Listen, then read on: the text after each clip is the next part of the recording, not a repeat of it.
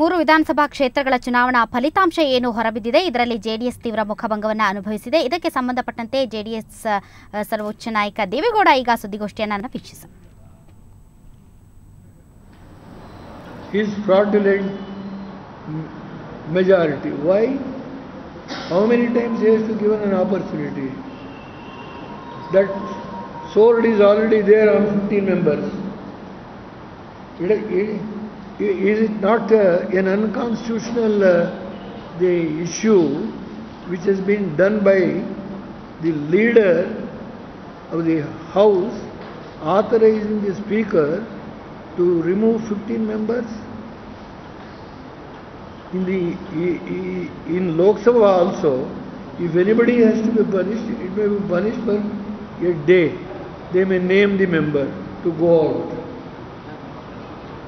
If he abstains, what is the type of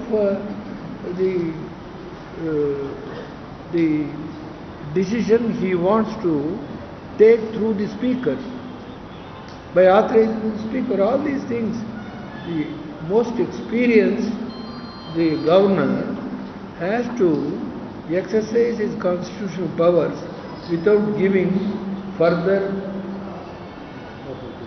to do unconstitutional and fraud against the constitution to run this government, to save this government.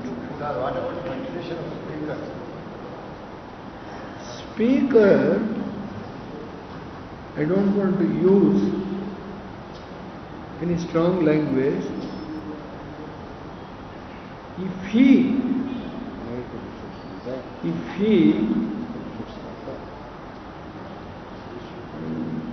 takes a decision by himself to resign, it enhances the prestige of the office of the Speaker. It enhances the prestige of the office of the Speaker if he takes a decision on his own. Otherwise, it further brings down the dignity and decorum of the office of the Speaker. Thank you very much. Speaker ಅವರು supreme court ತೀರ್ಪು ಬಂದ ಮೇಲೆ ಅವರಷ್ಟಕ್ಕೆ ಅವರೇ ರಾಜೀನಾಮೆ ಕೊಟ್ಟರೆ ಆ ಸ್ಥಾನದ ಗೌರವವನ್ನು ಹೆಚ್ಚಿಸಾಗೆ ಆಗುತ್ತೆ. ಅದು ಅವರಿಗೆ ಬಿಟ್ಟಂಥ ವಿಷಯ. ಅವರು ಸ್ಪೀಕರ್ ಅವರಿದ್ದಾರೆ. ಸ್ಪೀಕರಿಗೆ ಒಂದು ಸ್ಥಾನ ಇದೆ. ನಮ್ಮ ಇದರಲ್ಲಿ ಪ್ರೋಟೋಕಾಲಲ್ಲಿ ಸ್ಪೀಕರಿಗೆ ಒಂದು ಸ್ಥಾನ ಇದೆ. Chief minister, governor, chief minister, ಆಮೇಲೆ ಸ್ಪೀಕರ್, ಹಾಗೆ ಒಂದು ಸ್ಥಾನ ಇದೆ. ಅದರಿಂದ ಆ ಪ್ರೋಟೋಕಾಲ್ ಪ್ರಕಾರ ಅವರಾಗೆ ರಾಜೀನಾಮೆ ಕೊಟ್ಟರೆ ಆ ಸ್ಥಾನದ ಗೌರವ ಹೆಚ್ಚಾಗುತ್ತೆ. Sir, I tell you, now session can be done. Just be correct. ಮೊದಲು ಸೆಷನ್ ನಡೆಯೋದಕ್ಕೆ ಗವರ್ನರ್ ಇನ್ನೂ ಒಪ್ಪಿಲ್ಲ.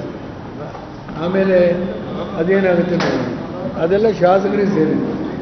Thank you very much sir.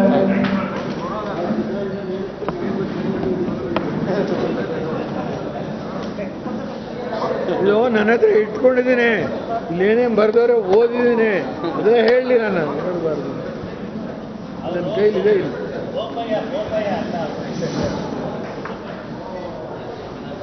ಆ ಓದೋದಕ್ಕೆ ಸ್ವಲ್ಪ ಲೇಟ್ ಆಯಿತು, ಅದಕ್ಕೆ ಲೇಟ್ ಆಗ್ಬೋದು.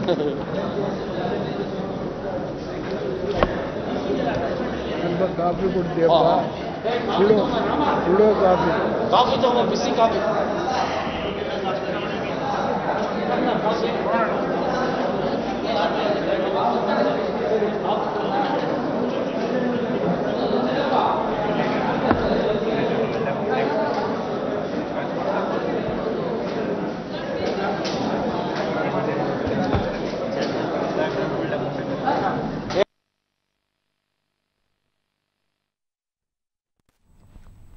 ಉಪಚುನಾವಣಾ ಫಲಿತಾಂಶದ ಹಿನ್ನೆಲೆಯಲ್ಲಿ ಜೆಡಿಎಸ್ ನಾಯಕ ಮಾಜಿ ಪ್ರಧಾನಿ ದೇವೇಗೌಡರು ಈಗ ಜೆಡಿಎಸ್ ಕಚೇರಿಯಲ್ಲಿ ಸುದ್ದಿಗೋಷ್ಠಿಯನ್ನು ನಡೆಸ್ತಾ ಇದ್ರು.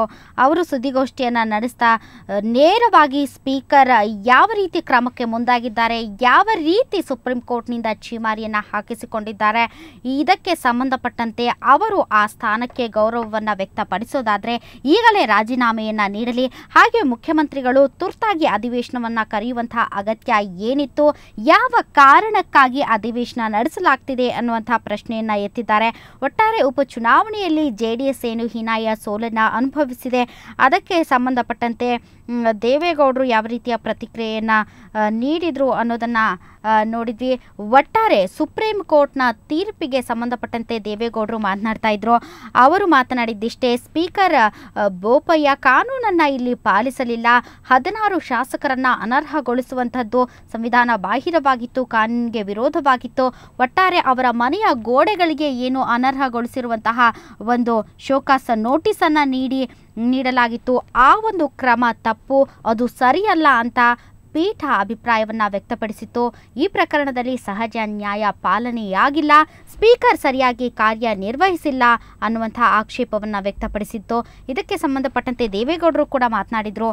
ಅವರು ಹೇಳಿದ್ದಿಷ್ಟೇ, ಸ್ಪೀಕರ್ ಅವರಿಗೆ ಸಭಾಧ್ಯಕ್ಷರ ಸ್ಥಾನದ ಬಗ್ಗೆ ಗೌರವವಿದ್ದರೆ ಈ ಕೂಡಲೇ ರಾಜೀನಾಮೆಯನ್ನು ನೀಡಲಿ ಅನ್ನುವಂಥ ತಾಕೀತು ಮಾಡಿದರು.